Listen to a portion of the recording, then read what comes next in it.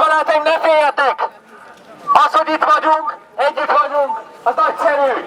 Nagyszerű, együtt vagyunk, és népszavazást követelünk Paksról. Nem hagyjuk! Nem hagyjuk!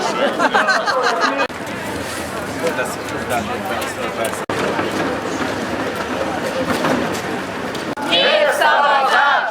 Népszavazás! Megnyilvánulni hatalmából elszabadulunk! Jöjjenek, felmegyünk a hídra! Szégyen gyalázat! Eladtad a hazádat! Szégyen gyalázat! Eladtad a hazádat! Nem leszünk gyarmat! Nem leszünk gyarmat! Nem leszünk gyarmat! Népszavazás! Ki az, aki azt mondja, hogy legyen népszavazás? Népszavazás! Népszavazás! Népszavazást! Népszavazást! Népszavazást! Népszavazást! Népszavazást!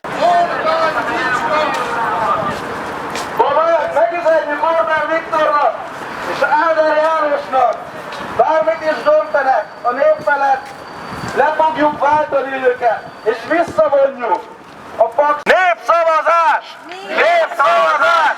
Mert a paksi bővítéssel, Paks 2-vel bizony nagyon sok baj van. Mondhatnám, egyelőre inkább csak a baj van vele. Ezt a mai tiltakozó tüntetést, ahol nagyon sokan voltunk, azért tartottuk, hogy emlékeztessük a hatalmat. És ne csak emlékeztessük, hanem világossá tegyük mindenki számára, miért nem nyugszunk bele az államfő mai aláírásába.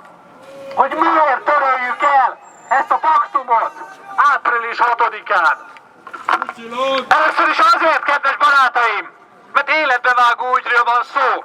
Egy olyan életbevágó ügyről, amely mindannyiunkra tartozik. Mégis egy ember döntött róla, Orbán Viktor.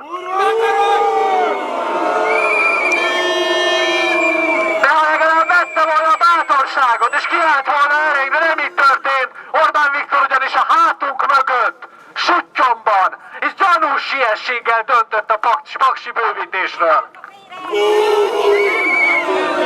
Nem hagyjuk, kedves barátaim, nem hagyjuk! Nem hagyjuk! Nem hagyjuk! Nem hagyjuk! Nem hagyjuk! Tiltakozunk az ellen, hogy a kormánytöbbség figyelhány azoknak a magyaroknak a jogaira, akik esetleg félnek az atomenergiától. Csernobil és Fukushima után nincs veszélytelen atomenergia. Ezeket a kérdéseket és aggodalmakat nem lehet megválaszolatlanul hagyni, nem lehet félresöpörni. Így van, barátaim? Hagyjuk ezt, barátaim! Nem hagyjuk! Nem hagyjuk! Nem hagyjuk! Kedves barátaim! A hátunk mögött döntöttek. A zsebünkre és a bőrünkre megy a játék.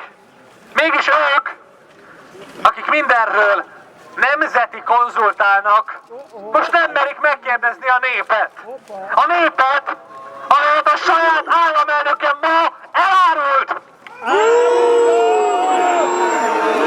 Nem akarják akadályozni, hogy Paks 2-ről népszavazás legyen. Hát mi nem hagyjuk, ezt megígérem. Nem hagyjuk! Nem hagyjuk! De mondok én nektek valamit, kedves barátaim. Ha nem lehet népszavazás Paks 2-ről most, akkor népszavazás lesz április 6-án azokról, akik ezt a paktumot megkötötték.